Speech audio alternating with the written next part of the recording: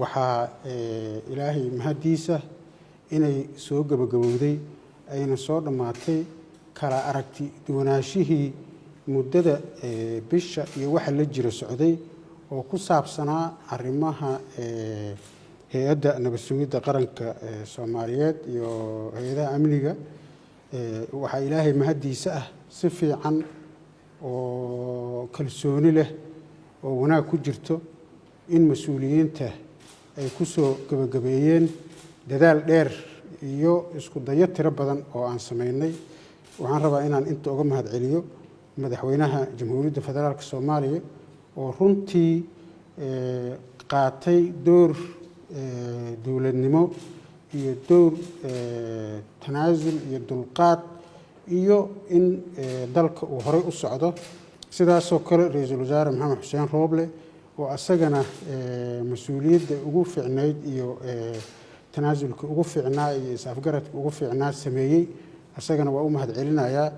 runtii waxay ahayd arrin dadka Soomaaliyeed oo dhan meel walba ay joogaan ay ka muujiyaan dareenkooda ayna aad iyo aad u dhibsanayeen marxaladan iyo waqtigan hadda lagu jiro in ay sii taagnaato ama ay madaxda dowladda ay kala aragti duwanaansho ay sii jirto.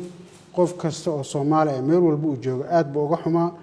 runtii way dadaalayna sameeyeen ducayna sameeyeen aaday ugu mahadsan yihiin dadaaladii iyo ducadii ay sameeyeen intaba ilaahay waa aqbalay. nin kastoo mas'uul oo ka qayb qaatayna aad iyo aad u mahadsan yahay.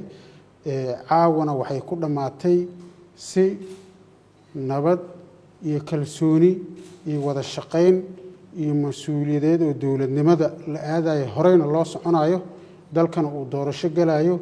waxaan ilaahay ka rajaynaynaa inaysan mar dambe aysan nagu soo noqonin wax kala aragti duwanaansho ah ma dhammaato laakiin marxaladda hadda lagu jiro in kala aragti duwanaansho intaan nooga ekaato horeyna loo socdo dalkana uu galo doorashadiina la aaday insha allahu tacaala sida ugu dhaqsaha badan.